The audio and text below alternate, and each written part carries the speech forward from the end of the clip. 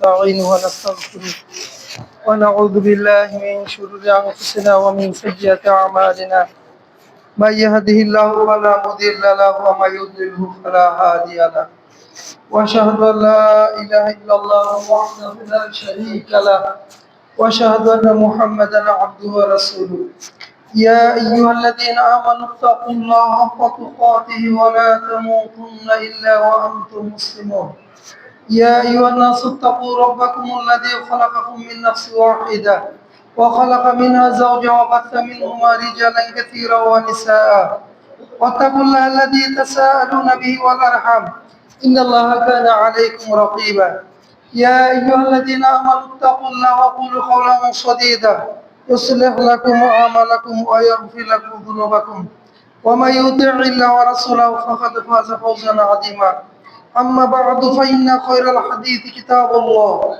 وخير الهدي هدي محمد صلى الله عليه وسلم وشر الأمور محدثاتها وكل محدثات بدعة وكل بدعة ضلالة وكل ضلالة في النار أيها الحاضرون قال الله عز وجل في كلامه المجيد والفرقان الحميد أعوذ بالله من الشيطان الرجيم أتأمرون الناس بالبر وتنسون أنفسكم وأنتم تتلون الكتاب أفلا تعقلون واستعينوا بالصبر والصلاة وإنها لكبيرة إلا على الخاشعين ইমাম সাহেব বাল্বটা জ্বলে না নষ্ট হয়ে গেছে না ওর বিদ্যুতে আচ্ছা আচ্ছা আচ্ছা আচ্ছা আচ্ছা সম্মানিত উপস্থিত প্রশংসা আল্লাহ সুবহানাহু ওয়া তাআলা যিনি আমাদেরকে তার নির্দেশ মোতাবেক আজকে জুমার দিন জাযাকাল্লাহ খায়ের খুতবা প্রদান করার জন্য শ্রবণ করার জন্য সালাতের জন্য অপেক্ষমান হওয়ার তৌফিক দান করেছেন। আমরা সেই মহামহিয়ান মহাগুরিয়ান মহান রবের শুকরিয়া জ্ঞাপন করি আলহামদুলিল্লাহ। দরুদ ও সালাম বর্ষিত হোক মানবতার মহান মুক্তির দূত সর্বকালের সর্বশ্রেষ্ঠ মানুষ নবী ও রাসূল বিশ্ব নবী মুহাম্মদ রাসূলুল্লাহ সাল্লাল্লাহু আলাইহি ওয়াসাল্লামের একই দ্বারা শান্তি ও রহমত বর্ষিত হোক সকল উম্মাতুল মুসলিমিন সাহাবায়ে কেরাম রাদিয়াল্লাহু আনহুম তাবিঈন তাবিঈন এবং কিয়ামত পর্যন্ত যারা হকের অনুসরণ করবে তাদের উপর আমরা বলি আমিন। সম্মানিত ভ্রাতৃমণ্ডলী, কোরআনুল কারীমের আয়াতটি গত তারিখেও পড়েছিলাম, আজকেও পড়ছি, সাথে আরেকটা আয়াত পড়েছি। আল্লাহ সুবহানাহু ওয়া তাআলা আয়াতটিতে যা বলেছে বোঝার জন্য আমাদের চেষ্টা করতে হবে। এজন্য আয়াতটি গত সপ্তাহে শেষ করতে পারিনি। কিছু কথা বলেছিলাম, দুটো মুনকারুল হাদিস বলেছি গত সপ্তাহে। দুটো মুনকারুল হাদিস আপনাদের তো বোঝা আসেনি। আজকে হাদিসের মানে আরবি এবারত সহ বলি তাহলে বোঝা আসবে। আগে কোরআনুল কারীমের এই আয়াত দুটির স্বাভাবিক অনুবাদ করে নেই। আল্লাহ বললেন আতা'মুরুনা আন-নাসা বিল বিররি ওয়া তানসাউনা আনফুসাকুম ওয়া আনতুম তাতলুনাল কিতাব আফালা তা'কিলুন। এই কথাগুলি কাদের বলছে? হাবশা। আল্লাহ এই কথাগুলি কাদের বলছে? ইহুদি আলেমদের। আমরা বলেছিলাম গত সপ্তাহে বলেছি ইহুদি আলেমদের। এই কথাগুলি এখন যত কথা বলবো আমরা যতক্ষণ পর্যন্ত চেষ্টা করবো সব কাদের? আহলে কিতাবদের সম্বন্ধে। এই কথাগুলি বলছে ইহুদি আলেমদের। আল্লাহ সুবহানাহু ওয়া তাআলা বলছেন ইহুদি আলেমদের উদ্দেশ্য করে আতা'মুরুনা আন-নাসা বিল বির, তোমরা কি মানুষদেরকে সৎ কাজের আদেশ দাও, সৎ কাজের নির্দেশ দাও, সৎ কাজের কথা বলো, সৎ কাজের উপদেশ দাও। এটা হলো আদেশ আমাদের শিখে। তাহলে তোমরা কি মানুষদেরকে ভালো কাজের কথা বলো? ওয়া তানসাউনা আনফুসাকুম, অথচ তোমাদের নিজেদের ব্যাপারে তোমরা ভুলে থাকো, তোমরা নিজেদের ব্যাপারে উদাসীন থাকো, তোমরা নিজেদেরকে উপেক্ষা করো। কারণ কি? ওয়া আনতুম তাতলুনাল কিতাব, তোমরা তো কিতাব পাঠ করো, আফালা তা'কিলুন, তবে কি তোমরা বুঝো না? ইহুদি আলেমদের উদ্দেশ্য করে আল্লাহ কেন বললেন তাদের কাছে? তখনকার পূর্বের নবীর কি ছিল? কিতাব ছিল। কিতাবে তারা বুঝতো, জানতো যিনি মুহাম্মদ, ওনার ধর্ম ঠিক, উনি সত্য নবী, উনি সত্য রসুল, ওনার কাছে কিতাব আসছে, আল্লাহর পক্ষ থেকে আসছে, উনি মন গড়া কোনো কথা বলেন না, উনি উম্মি নবী, উনি লিখতে পারেন না, পড়তে পারেন না। আমাদের নবীর বৈশিষ্ট্য ছিল তিনি লিখতেও পারতেন না, পড়তেও পারতেন না। আল্লাহর নবী লিখতেও পারে না, পড়তেও পারে না, এমন উচ্চাঙ্গের একটা গ্রন্থ কি করে তিনি রচনা করতে পারে? ইহুদিরা স্পষ্ট বুঝতো আল্লাহ নবী বলেছেন আমাকে এরকম চিনে যেরকম ওরা ওদের সন্তানকে চিনে। সময় তো তিনি ভাই, ওরা চেনার পরেও ওরা ওদের বন্ধু বান্ধবদের বলতো তোমরা ইসলাম অনুসরণ করো, কিন্তু ওরা অনুসরণ করতো না। কারণ কি? কারণ হলো ওরা যদি ইসলাম অনুসরণ করে দুনিয়াতে ওদের মর্যাদা কমে যাবে, ওদের ধারণা দুনিয়াতে ওদের মর্যাদা কমে যাবে, মানুষ ওদেরকে সম্মান করবে না, মানুষ ওদেরকে নজর নিয়ে যেটা দিবে না, তাহলে ওরা প্রভাবহীন হয়ে যাবে। এই শুধু দুনিয়া পূজারির কারণেই ওরা এই সত্য দিনকে গ্রহণ করতে পারছে না। অথচ ওরা বুঝছে যেটা সত্য দিন, সত্য ইসলাম, এর মধ্যে কোনো প্রকার ত্রুটি নেই, বিচ্যুতি নেই, এটা আল্লাহর পক্ষ থেকে নাজিলকৃত সহি বিশুদ্ধ ধর্ম। সুতরাং তারপর ওরা এ ধর্ম গ্রহণ করতে পারলো না। ইহুদদের এই কথাটি কোরআনুল কারীমে আল্লাহ সুবহানাহু ওয়া তাআলা সূরা আস-সাফে এমন ভাষা বলছে, ইয়া আইয়ুহাল্লাযীনা আমানু লিমা তাকুলুনা মা লা তাফআলুন কাবুরা মাকতান ইনদাল্লাহি আন তাকুলু মা লা তাফআলুন। ওহে যারা ঈমান এনেছো, লিমা তাকুলুনা মা লা তাফআলুন, তোমরা সেই কথা কেন বলো যা তোমরা করো না? কাবুরা মাকতান ইনদাল্লাহি, এটা আল্লাহর কাছে অত্যন্ত ক্রোধের বিষয়, অত্যন্ত এই কি মানে রাগের বিষয় যে আন তাকুলু মা লা তা'লামুন, তোমরা যা বলো তা তোমরা করো না। তার মানে তোমরা যা করো তা তোমরা বলো না, তোমরা যা বলো তা তোমরা করো না। এটা আল্লাহর কাছে অত্যন্ত ক্রোধের বিষয়, অত্যন্ত রাগের বিষয়। এতে আল্লাহ অত্যন্ত রাগান্বিত হন, অত্যন্ত গুসা করেন। সুতরাং আমরা যা বলি তা যেন আমরা করি, আমরা যা করি তা যেন আমরা বলি, এটাই হচ্ছে আল্লাহর এই বিধানের দাবি। সম্মানিত উপস্থিতি, এইখানে আমরা যে হাদিসগুলো বলছিলাম ভালো করে আজকে খেয়াল করবেন। গতবার কি বলছিলাম বুঝে কারো আসে নাই, আল্লাহর নবী থেকে এই হাদিস আসছে, এই হাদিস জাল, এই হাদিস মুনকার। আহমদের বরাতে যেটা এটা বলি, এটা অনেকগুলি গ্রন্থ আসছে, হাদিসগুলো অনেকগুলি গ্রন্থ আসছে, তাফসীর ইবনে কাসির আসছে। আসার পরে যেখানে বিধান সেখানে বলছে হাদিস মুনকার, হাদিস মুনকার। আল্লামা নাসিরুদ্দিন বলছে মুনকার। এই দেখেন কি বলছে এখানে, ইন্নাল্লাহ ইউআফিল উম্মিনা ইয়াউমাল কিয়ামাতি মা লা ইউআফিল উলামা। আল্লাহ সুবহানাহু ওয়া তাআলা কিয়ামতের দিন নিরক্ষরদের, মূর্খদের এমন সব বিষয় ক্ষমা করবে যা আলেমদের ক্ষমা করবেন না। হাদিসটা জাল, হাদিসটা কি জাল, হাদিসটা কি জাল। আরেকটা হাদিস বলি, দেখুন এই হাদিসটাও জাল, এটা আল্লামা নাসিরুদ্দিন আলবানী বলছে জাল, মুনকার মানে অসত্য হাদিস। আর হাদিস বলি, আল্লাহু ইয়াগফিরু লিল জাহিলি 70 মাররাতান হাত্তা ইয়াগফিরা লিল আলিমি মাররাতা ওয়াহিদা। হাদিসে এরা আসলে কি বলতেছে শুনছেন? বলছে যে আল্লাহ সুবহানাহু ওয়া তাআলা জাহেলদেরকে 70 বার ক্ষমা করেন, যেখানে আলেমদের মাত্র একবার ক্ষমা করেন। আর তারপরে কি বলছে? তারপরে বলছে লাইসা মা ইয়ালামু কামান কামান লা ইয়ালামু, অর্থাৎ যে জানে আর যে জানে না সে সমান নয়। এই কথা বলার পর কোরআনের আয়াত নিয়ে আসছে, হাল ইয়াস্তাবিল্লাযীনা ইয়ালামুনা ওয়াল্লাযীনা লা ইয়ালামুন, যে জানে আর যে জানে না সে কি সমান? সে কি সমান? তারপর নিয়ে আসে ইন্নামা ইয়াতাযাক্কারু উলুল আলবাব, আর জ্ঞানীরাই আল্লাহকে কি করে? স্মরণ করে। জ্ঞানীরা আল্লাহকে অনুধাবন করে, বুঝে। তো এই এই যে দুটো হাদিস, দুটো হাদিসে যা, এটা বাগদাদ খতিব বাগদাদি বলেছে এই হাদিসটা যা।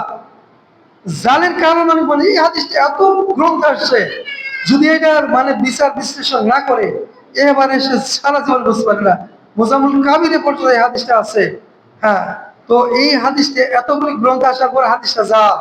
হাদিসটা কি জাল, এর বিধান হলো জাল, মুনকার হাদিস।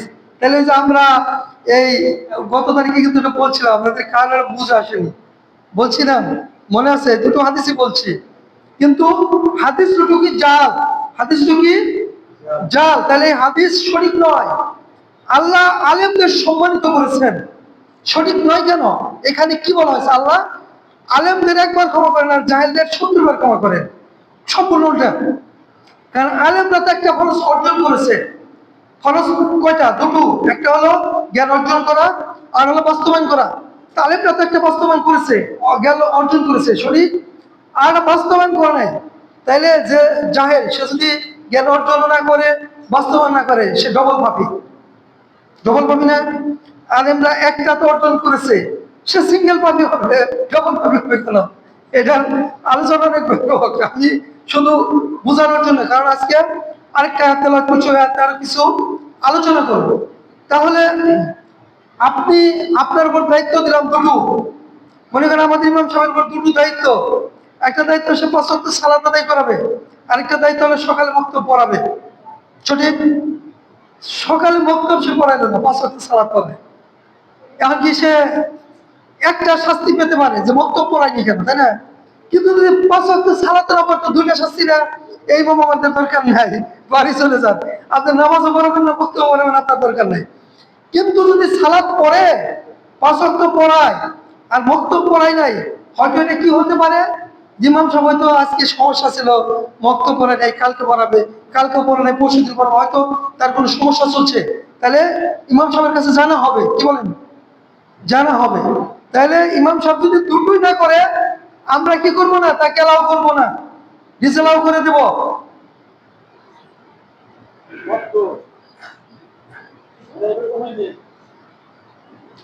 আল্লাহ সুবহানাহু ওয়া তাআলা বলছেন যে উনি তো মুরব্বী, মানে ওনার ওইখানে শব্দ বেশি লাগে নাকি? ওই সই সই, বাবা আপনি সামনে আসেন, সামনে মর্যাদা বেশি, আপনি এই শুয়ে আসেন, আপনি সামনে, ওনার চেয়ারটা কেউ যদি সামনে আপনি সামনে চলে আসেন, মাশাআল্লাহ, বুঝছে? হ্যাঁ, ওনার চেয়ারটা কেউ সামনে এনে দেন। হ্যাঁ, আপনি সামনে আসেন, হ্যাঁ চেয়ারটা আগে এনে দেন, তাহলে উনি বুঝবে।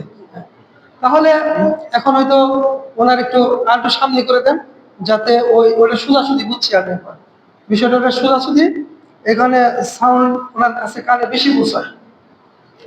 যাই হোক, আল্লাহ সুবহানাহু ওয়া তাআলা বললেন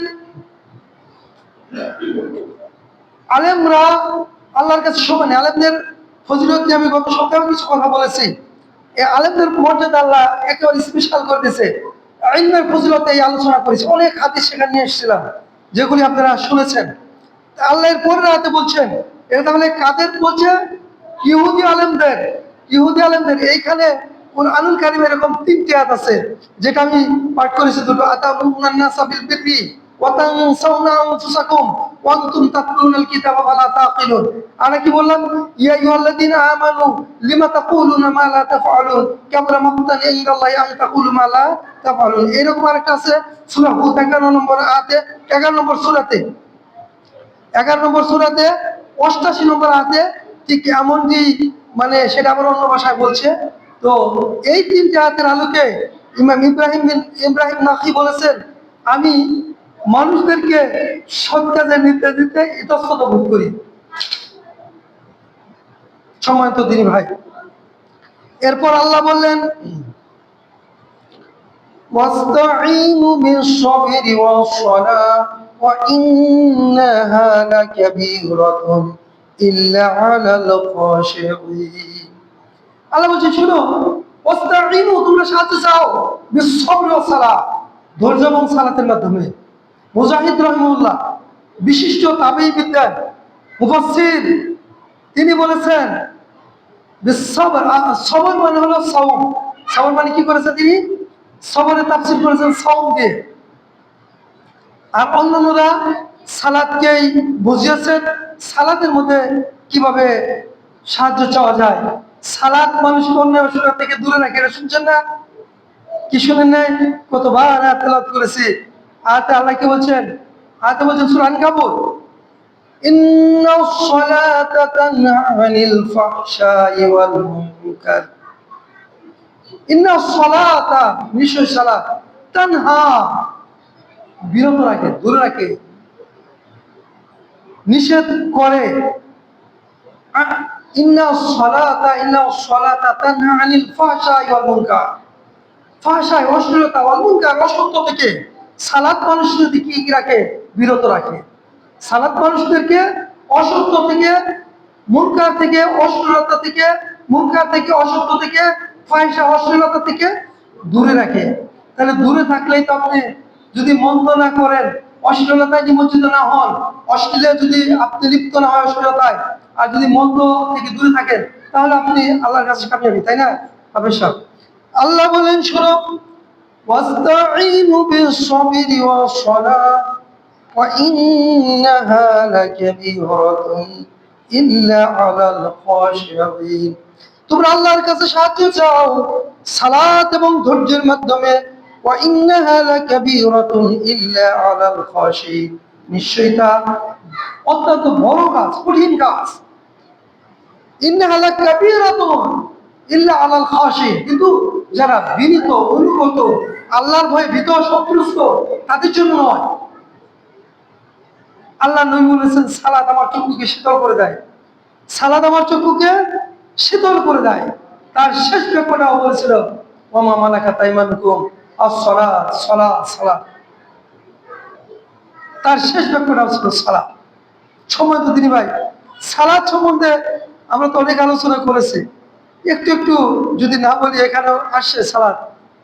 এখন আমি তার আগে একটা কথা বলি, ওই যে কথাগুলি আল্লাহর আগের রাতে ইহুদি আলেমদের বললো, ইহুদি আলেমের স্বভাব যদি আজকে আমাদের মধ্যে থাকে, তাহলে আমরা কি তাদের সে ভিন্ন হব? আর ইহুদিরা যদি ইসলাম গ্রহণ করে, তারা কি আমাদের সে ভিন্ন হবে? না, ইহুদিরা ইসলাম গ্রহণ করলে আমাদের মতোই হবে। আর আমরা যদি ইসলাম গ্রহণ না করি, বাপ মুসলমান, মুসলমান করে মুসলমান, কিন্তু ইমান নাই, ইসলাম নাই, কোনো লাভ হবে না। এই আলোচনার আগে আমার কিছু কথা বলার ইচ্ছা ছিল, ভুলে গেছিলাম না। ভালো করে শুনুন, আমি এই কথাগুলি আপনাদের বলছি, খুব মন দিয়ে শুনবেন। মুসলমান হওয়ার জন্য যে শর্তগুলি ইসলামে আরোপিত করেছে, তা প্রত্যেক মুসলমানের যারা ফরজ, ফরজ না? কি হামেশা ফরজ না? আপনি মুসলিম, আপনি জানেন না আপনি কিভাবে ইসলামে আছেন, আর কিভাবে ইসলাম থেকে বহিষ্কার হয়ে যান, তাহলে আপনার ইসলাম থাকা না থাকা কেমনে পার্থক্য হলো? আজকে মুসলমান জান না তার কিসে ইসলাম থাকে আর কিসে ইসলাম চলে যায়। জিব্রাইল আলাইহিস সালাম এসেছিলেন, হাদিসে জিব্রাইল, আমরা বারবার হাদিসটা আপনাদের সাথে বিশেষ করে পাঠ তো প্রায় প্রত্যেক সপ্তাহে করার চেষ্টা করি, তাই না? অবশ্যই এই জিব্রাইল কি বলেছিলেন? জিব্রাইল বলেছিলেন, ইয়া মুহাম্মদ আকবিরনি আনিল ঈমান, মুহাম্মদ সাল্লাল্লাহু আলাইহি ওয়াসাল্লাম আমাকে ঈমান সম্বন্ধে বলুন। আল্লাহ নবী বললেন, আনতুমিনা বিল্লাহি, তুমি ঈমান আনবে আল্লাহর প্রতি, ওয়া মালাইকাতিহি, তার মালাইকাদের প্রতি, ওয়া কুতুবিহি, তার কিতাব সমূহের প্রতি। মালাইক মানে আমাদের দেশে ফেরেশতা বলা হয়, ফেরেশতারা ফার্সি ভাষা, মালাক, মালাকের বহু বচন মালাইকা, আমরা মালাকে বললাম।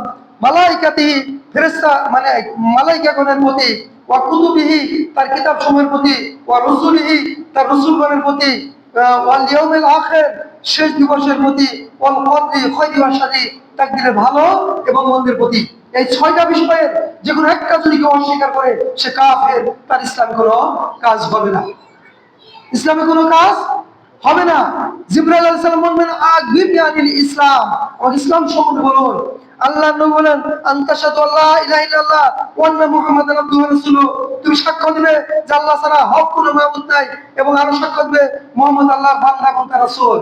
ওয়া ইকামিস সালাহ, সালাত কায়েম করবে, ওয়া ইতাইজ যাকাত, যাকাত দিবে, ওয়াল হজ, হজ করবে, ওয়া সাওমে রমাদান, এবং রমজান মাসে রোজা রাখবে। অন্য হাদিস আছে, মান ইসতাতা ইলাইহি সাবিলা, যদি তোমার এই পথের সামর্থ্য থাকে। তাহলে সম্মানিত উপস্থিতি, এই যে আরকানুল ঈমান এবং আরকানুল ইসলাম, এটা জানা প্রত্যেকের ফরজ, ফরজ না? কি বলেন সবাই, ফরজ না? তাহলে এটা জানতে হবে। এখন মুসলিম নয় কেন, মুসলিম কারা? যারা এই প্রত্যেকটা রুকনের প্রতি ঈমান আনে, তা বাস্তবায়ন করে, তারা মুসলিম। আর যারা এটা অস্বীকার করে, তা কাফের। বুঝে আসছে না? বুঝে আসে নাই? তাহলে এখন যারা হাদিস মানে না, এই শব্দগুলি পাওয়া যাবে কোথায়? হাদিস থেকে। যারা হাদিস মানে না, তারা কি করে মুসলিম হতে পারে? যারা সাহাবীকে কাফের বলে গালি দেয়, তারা কি করে মুসলিম হতে পারে? সে যত বড় লজ্জা হোক না কেন, সে সারা পৃথিবী শাসন করুক না কেন, সে যেই হোক না কেন, সবার বাপ হোক, আমার ছেলে হোক, যদি হাদিস না মানে সে কাফের, যদি নবীকে না মানে সে কাফের, যদি ইসলাম না মানে সে কাফের, যদি সালাত আদায় না করে সে কাফের। সালাত আদায় করা আর অস্বীকার করলে সে পুরোপুরি কাফের। কিন্তু আদায় করে 5 ওয়াক্ত 1 ওয়াক্ত পড়তে পারে না, আবার পরে করে, এটা একটু ভিন্নতা আছে। 4 ওয়াক্ত পরে 1 ওয়াক্ত পড়তে পারে না, পরে ভিন্নতা আছে। কিন্তু সালাত অস্বীকার করে সে পুরোপুরি কাফের, সে ইসলামে থাকতে পারে না, ইসলামে তার কোনো স্থান নাই। বুঝে আসছে না আসে নাই?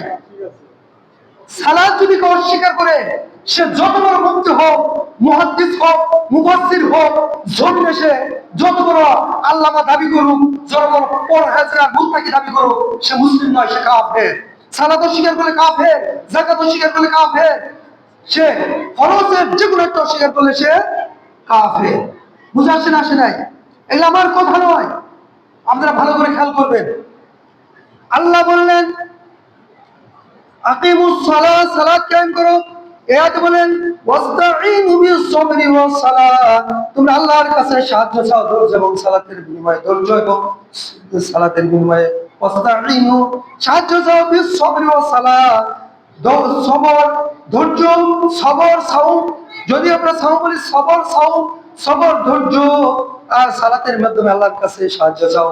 ইন্নাহা লাকাবীরাতুন ইল্লা আলাল খাশিঈন, আল্লাহ বললেন এটা অত্যন্ত কঠিন কাজ, কিন্তু তাদের জন্য নয় যারা খাশিঈন, যারা আল্লাহর ভয়ে ভীত, যারা আল্লাহর সামনে সিজদা দিয়ে নতজানু হয়ে মাটিতে লুটিয়ে পড়ে বলে আল্লাহ আমি অপারগ, আমার কোনো ক্ষমতা নাই, আমি অসহায়, আমার কোনো সহায়তা নাই, আমি একেবারে নিঃস্ব, আমার কোনো সহায় নাই, আমি নিঃসম্বল, আমার কোনো সম্বল নাই। আল্লাহ আপনি আমার রব, আপনি আমার স্রষ্টা, আপনি আমার রাজ্জাক, আপনি আমার রিজিক দাতা, আপনি আমার হায়াত দাতা, আপনি আমার মৃত্যু দাতা। আপনি ইচ্ছা করলে এই মুহূর্তে আপনি আমাকে নিয়ে যেতে পারেন, আর ইচ্ছা করলে আপনি আমাকে আরো 5 বছর 10 বছর 100 বছর বাঁচিয়ে রাখতে পারেন। ইচ্ছা করলে আপনি আমাকে ধুলায় মিশিয়ে দিতে পারেন, ইচ্ছা করলে আপনি আমার সিদ্ধ উঁচু করতে পারেন। রব আমি আপনার কাছে এত অসহায়, এত অসহায়, আমার কোনো ক্ষমতা নাই।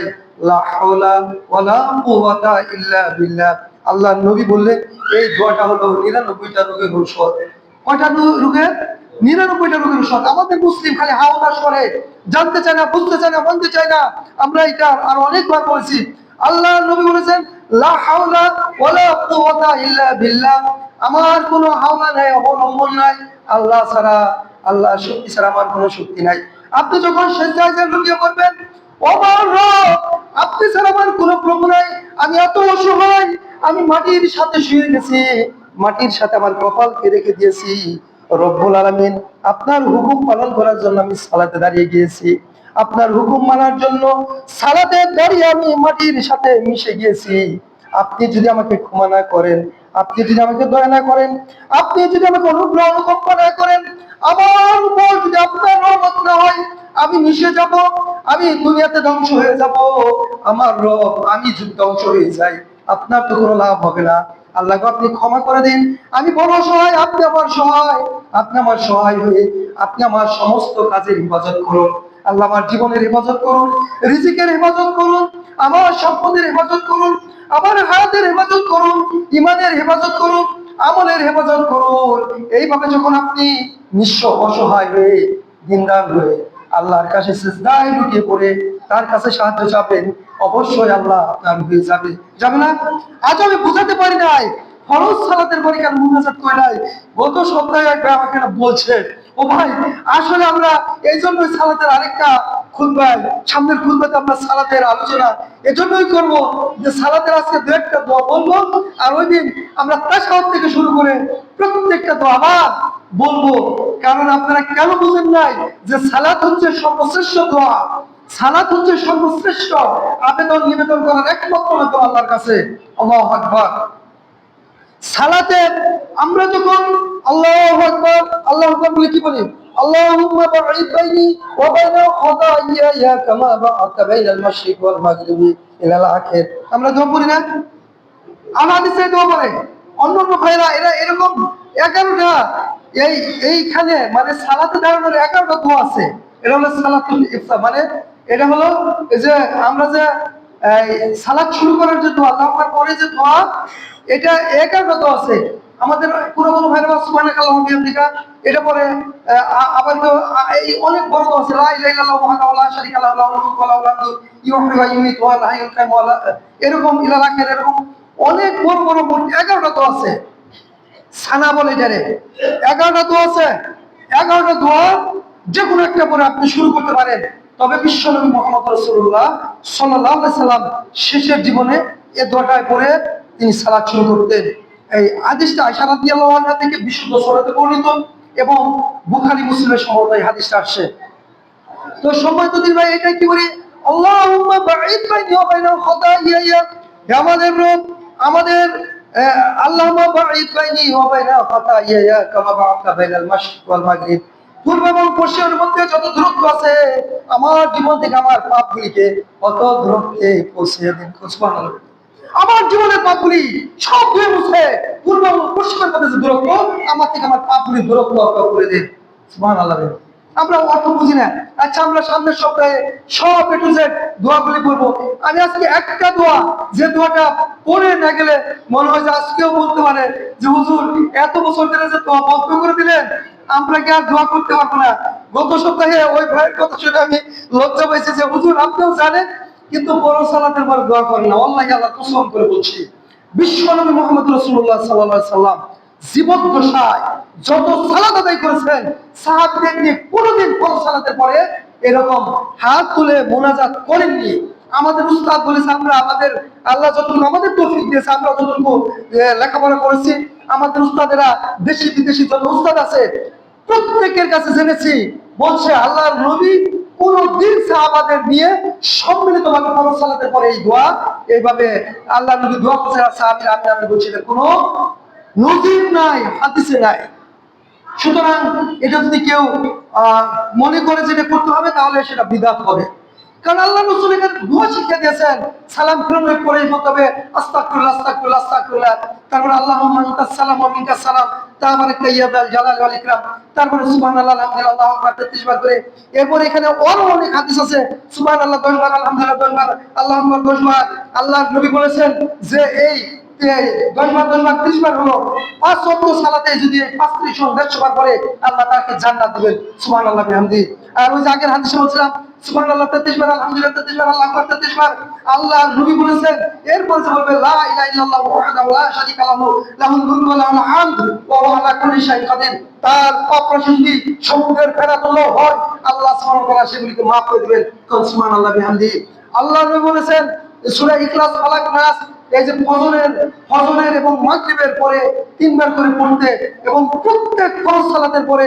যে ব্যক্তি আয়াতুল কুরসি পাঠ করে আল্লাহ নবী বললেন সে জান্নাতে যাবে সে জান্নাতে যায়নি কেন দুনিয়াতে কারণ সে মৃত্যুবরণ করেনি দুনিয়া থেকেও জান্নাতে যাইতে পারবে না দুনিয়া থেকেও জান্নাতে যেতে পারবে না তাই সে জান্নাতে যায়নি যে প্রত্যেক ফরজ সালাতের পরে আয়াতুল কুরসি পাঠ করবে সে মৃত্যুর পরেই ইনশাআল্লাহ জান্নাতে চলে যাবে এগুলি কি সালাতের মানে বাইরের দোয়া নয় এই দোয়াগুলি আমরা বুঝতে পারি না এই জন্য এরপরে আল্লাহ কত দোয়া শিক্ষা দিয়েছেন আমি তো এত এখন ভাই শেষ করতে পারবো না তবু আমি সামনের খুতবাটা শুধু দোয়ার উপর আলোচনা করবো এর আগেও সভাপতি কি বলেন করেছি না একাধিক সপ্তাহে শুধু ধর্ম আলোচনা করেছে আবার করতে হবে আমি বুঝেছি কারণ ওই ভাইয়ের আজকে ওই ভাইয়ের মনের আশা নিবৃত্ত করার জন্য একটা দোয়া যেটা আমরা 2 সেজদার মাঝে পড়ি সেই দোয়াটা পড়ি আল্লাহর কাছে আমরা বলি আল্লাহুম্মা গফিরলি ও আল্লাহ আপনি আমাকে ক্ষমা করুন ওয়ারহামনি আমাকে দয়া করুন আমার উপর অনুগ্রহ করুন অনুকম্পা করুন আল্লাহুম্মা গফিরলি ওয়ারহামনি ওয়াহদিনি আমাকে সত্য পথ প্রদর্শন করুন জান্নাতের পথ দেখান আল্লাহুম্মা গফিরলি ওয়ারহামনি ওয়াহদিনি ওয়াআফিনি আমাকে সুস্থতা দান করুন আমার নিরাপত্তা দান করুন ওয়ারযুকনি আমাকে রিজিক দিন ওয়ারফানি আমার মর্যাদা বুলন্দ করে দেন আমার মর্যাদা উঁচু করে দেন বলেন তো এই দোয়াটাই দুনিয়াবি যত চাওয়া ঠিক আছে না এরপর আল্লাহর নবী বললেন প্রত্যেক সালাতের পর প্রত্যেক সালাতের তাশাহুদের পর এবং সালাম ফেরানোর পূর্বে কি পড়তে হবে এখানে 4টি হাদিস সহিহ বুখারীতে 4টি কথা নিয়ে আসেন আল্লাহুম্মা ইন্নী আউযু বিকা মিন আযাবিল কবর আল্লাহ আমি কবরের আযাব থেকে পানা চাই ওয়া আউযু বিকা মিন আযাবি জাহান্নামের আযাব থেকে পানা চাই ওয়া আউযু বিকা মিন ফিতনাতিল মাহইয়া ওয়াল মামাত আমার জীবন এবং আমার মৃত্যুর ফিতনা থেকে আমার জীবন এবং মৃত্যুর পরীক্ষা থেকে পানা চাই ওয়া আউযু বিকা মিন শাররিল মাসিহ ওয়া আউযু বিকা মিন ফিতনাতিল মাসিহ দাজ্জাল আর দাজ্জালের ত্রাস থেকে, দাজ্জালের ফিতনা থেকে, দাজ্জালের পরীক্ষা থেকে পানা চাই। প্রত্যেক নবী, যুগে যুগে যত নবী এসেছে, প্রত্যেক নবী দাজ্জাল থেকে পরিত্রাণের জন্য তার উম্মতদেরকে দোয়া শিক্ষা দিয়েছেন। আমাদের নবী সাইয়্যিদুল মুরসালিন রাহমাতুল লিল আলামিন মুহাম্মদ রাসূলুল্লাহ সাল্লাল্লাহু আলাইহি ওয়াসাল্লাম আমাদেরকে দোয়া শিক্ষা দিয়েছেন। সালাতের ভিতরে তাশাহুদের পরে এবং সালাত গ্রহণের আগে কি পড়তে হবে আবার ভালো করে শুনে যান। আল্লাহুম্মা ইন্নী আউযুবিকা মিন আযাবিল কবর ওয়া আউযুবিকা মিন আযাবি জাহান্নাম ওয়া আউযুবিকা মিন ফিতনাতিল মাহইয়া ওয়াল মামাত ওয়া মিন শাররি ফিতনাতি মাসিহিদ দাজ্জাল। এই কথাগুলি বলার পর আপনার আর কি বাকি রইল? তারপর আল্লাহর নবী শিক্ষা দিয়েছেন, দোয়া করো, সিজদাতে পড়ে যাবেন, আল্লাহ রব্বানা আতিনা ফিদ দুনিয়া হাসানা ওয়া ফিল আখিরাতি হাসানা ওয়া কিনা আযাবান নার। আর নবীজি মাঝে মাঝে সিজদাতে যে বলতেন, আল্লাহুম্মা আতিনা ফিদ দুনিয়া হাসানা ওয়া ফিল আখিরাতি হাসানা ওয়া কিনা আযাবান নার। আমাদের রব, আমার প্রভু, আল্লাহুম্মা, হে আল্লাহ, আতিনা ফিদ দুনিয়া হাসানা, আমাকে দুনিয়াতে যত কল্যাণ আছে, হাসানা বলতে পৃথিবীর উপর যত কল্যাণকর জিনিস আছে, যত ভালো জিনিস আছে, যত উত্তম জিনিস আছে, সব কিছু আমাকে দান করো। আর রব্বানা, হে আমাদের রব, আতিনা ফিদ দুনিয়া হাসানা, পৃথিবীর উপর যত কিছু ভালো আছে, যত সুন্দর জিনিস আছে, যত উত্তম জিনিস আছে, সব কিছু আমাদের দিকে দান করো। রব্বানা আতিনা ফিদ দুনিয়া হাসানা ওয়া ফিল আখিরাতি হাসানা, এবং মৃত্যুর পরে জান্নাত, তোমার দর্শন, তোমার দেওয়া হুকুম, যত প্রকার নিয়ামত আছে, সব কিছু আমাদেরকে দান করো। ওয়া কিনা আযাবান নার, এবং আমাদেরকে জাহান্নামের আযাব থেকে মুক্তি দাও, জাহান্নামের আযাব থেকে পরিত্রাণ দাও, জাহান্নামের আযাব থেকে আমাদেরকে বাঁচাও। বলুন তো, আমি মাত্র 3টা দোয়া বললাম, এখানে আপনাদের চাওয়ার কি বাকি রইল বলেন? আমাকে একটা পয়েন্টের বাইরে বলেন যেটা আমি চাবো। বলতে পারবেন না, আমি বলে দেবো সামনের সপ্তাহে।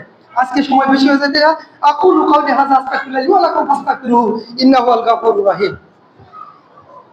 কামরুল শিকদারের নানি মারা গেছে। কেনা কেনা কামরুল শিকদারের নানি ও আচ্ছা আচ্ছা, মারা গেছে দোয়া করবে। আর আমার নাতি অসুস্থ, দোয়া করে দিবে। কেনা ইব্রাহিমের ছেলে ও আচ্ছা আচ্ছা ইউসুফ। আচ্ছা আচ্ছা। আলহামদুলিল্লাহ ওয়াহদা ওয়াসসালাতু ওয়াসসালামু আলা মান লা নাবিয়্যা বা'দা। কামরুল ইসলাম শিকদারের নানি অসুস্থ। হ্যাঁ, শাশুড়ি মারা গেছে, শাশুড়ি মারা গেছে, আর আমাকে ইব্রাহিম আঙ্কেলের ছেলে অসুস্থ। আমরা প্রত্যেকের জন্য দোয়া করি, আল্লাহ যিনি দুনিয়া থেকে বিদায় হয়ে গেছে তার জন্য কবরকে সহজ করে দিন, কবরকে জান্নাতের বাগিচা বানিয়ে দিন। কাল কিয়ামত আমার নামে ডান হাতে দিয়ে জান্নাত নসিব করে দিন। আর আমাদের যে ছোট্ট ভাই অসুস্থ, আল্লাহ তাকে শিফায়ে কামেলা দান করুন, আল্লাহ তাকে হায়াতুত তাইয়্যিবা দান করুন, তার দ্বারা তার মা বাবা সুখের শীতলতা দান করুন। মা বাবা বলতে শুধু ইব্রাহিম আর ইব্রাহিমের বউ নয়, মা বাবা বলতে তার দাদা, তার দাদি, তার নানা নানি, সবাই এর মধ্যে ইনভলভ। এর আগে এটা আমি বারবার বলেছি। এই জন্য মুহাম্মদ রাসূলুল্লাহ বলেছেন, আনা ইবনু আব্দুল মুত্তালিব, আমি আব্দুল মুত্তালিবের সন্তান। এটা বুঝতে হবে, আমরা যে ভাই বলি এটা ঠিক নয়। ইসলামের পরিভাষায় ভাই নয়, সন্তান। ইসলামের পরিভাষায় কি? সন্তান। নাতি মানে সন্তান। বুঝে আসছে না, আসে নাই? বুঝতে হবে, এটা কিন্তু অনেকবার অনেকদিন ধরে বলতেছি, বুঝতে হবে বেশি। আমরা তো বেশি ওই হিন্দু সংস্কৃতি থেকে অভ্যস্ত, ওরা তো ভাই বলে, আমরা ভাই বলি। কিন্তু মনে রাখবেন, ছেলের হক যেরকম সন্তানের, ওই নাতির হক সেরকম। বুঝে আসছে না, আসে নাই? মুহরিম একই রকম, একই রকম মুহরি। মেয়ে যেরকম মুহরি, নাতি ওই রকম মুহরিম। বুঝে আসছে না, আসে নাই? আল্লাহ আমাদের সবাইকে সঠিক বোঝান করুন। আল্লাহ ربنا ظلمنا أنفسنا وإن لم تغفر لنا وترحمنا لنكونن من الخاسرين رب ارحمهما كما ربياني صغيرا। আমরা বলছিলাম, কিছু গুরুত্বপূর্ণ কথা বলতেছিলাম, কথাগুলি খেয়াল রাখবেন। আরকানুল ঈমান, আরকানুল ইসলাম প্রত্যেকটা মুসলমানের জানা ফরজ এবং মানা ফরজ। ফরজ না? হমেশা ফরজ, আপনাদের প্রত্যেককে জানতে হবে। যদি ইসলামের উপর আপনারা প্রতিষ্ঠা থাকতে চান, আরকানুল ঈমান, আরকানুল ইসলাম প্রত্যেকে জানতে এবং মানতে হবে। প্রত্যেকে জানতে এবং মানতে হবে। আল্লাহ আমাদের সবাইকে জানার এবং মানার তৌফিক দান করুন, আমিন।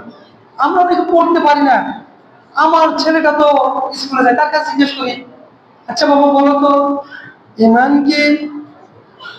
আচ্ছা বলো তো মালাইকাদের উপর কিভাবে ঈমান আনবো, কিতাবের উপর কিভাবে ঈমান আনবো, রাসূলগণের প্রতি কিভাবে ঈমান আনবো, পরকালের প্রতি কিভাবে ঈমান আনবো, এক একদিন একটা বলে আমরা শুনতে পারি। আর যদি ওভারঅল শুনতে নাও পারি, আমরা যদি নিয়মিত এই মসজিদে খুতবা শুনি, কি আমরা এগুলা প্রত্যেকটা বলি না, তখন তো আপনারা বুঝতে পারেন। আপনাদের মুহাদ্দিস হতে হবে না, কিন্তু জানতে তো হবে মালাইকা আল্লাহর একটা বিশেষ সৃষ্টি, যারা খায় না, পড়ে না, ঘুমায় না, তারা সর্বদা শুধু আল্লাহ হুকুম পালনে ন্যস্ত, বাধ্য। তারা মন গড়া কোনো কাজ করতে পারে না, তাদের পায়খানা প্রস্তাব কোনো কিছু নেই। তারা শুধু আল্লাহর পবিত্রতা বর্ণনা করে, আল্লাহর গুণগান গায়, আল্লাহর ইবাদতে সব সময় বসবো।